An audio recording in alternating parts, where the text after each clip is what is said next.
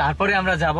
আরে না না, কোনো সমস্যা হবে না, টাকাগুলো আপাতত এখানেই থাক, পরে না হয় আমরা সময় করে ব্যাংকে টাকাগুলো রেখে আসবো। আরে না শোনো শান্তা, তুমি বুঝতেছো না বিষয়টা, এখন দিনকাল এত খারাপ হইছে, ওই ধরো যেখান সেখানে এত টাকা নিয়ে গেলে তো সমস্যা হয়ে যাবে, বুঝো না?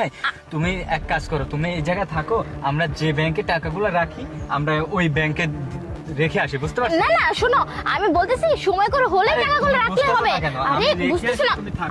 আরে শোনো না, আমি না বলতেছি কি, আরে টাকাগুলো পরে পরে রাখলেই হবে। এখন শুধু শুধু বলতেছি ও সময় করে আস্তে ধীরে বুঝে শুনে তারপর টাকাগুলো রাখলেই তো হবে, তাই না? দেখো শান্তা, এইভাবে এতগুলা টাকা নিয়ে মানে নিজের কাছে রাখাও যাবে না, বুঝতে পারছো?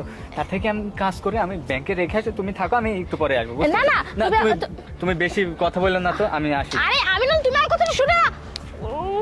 শিট, রানী কোথায় বুলবুল? এই দাঁড়াও, তুমি কাকে মারবে? আসতে তো এমনিতে লেট করে ফেলছো, ওর টাকা নিয়ে ব্যাংকে চলে গেছে। ও শিট, কি বলতেছো তুমি? ও চলে গেছে ব্যাংকে? মানে এই আশেপাশে কোনো ব্যাংক নাই, এখান থেকে ব্যাংক প্রায় 20 কিলোমিটার দূরে। ও ব্যাংকে কিভাবে যেতে পারে? শোনো, আমার মনে হচ্ছে ও বেশি দূর যেতে পারে।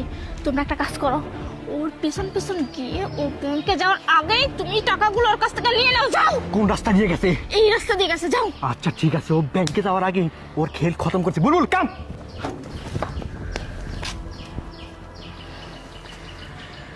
শান্তা, হ্যাঁ, তার মানে তুমি এসব করতেছো? আমি আমি আবার কি করলাম? তুমি কি করো নাই তুমি জানো না? না না, আমি তো কিছু করিনি। দেখো তো তোমার কানে আছে নাকি? তার মানে তুমি আমাকে শেষ করে দেওয়ার প্ল্যান করছে, আর শেষ করে দিয়ে আমার টাকা পয়সা নিয়ে তোমার বয়ফ্রেন্ডের সাথে ভেগে যাবে? তোমার এত বড় সাহস, তুমি আমার সাথে এই প্রতারণা করছো?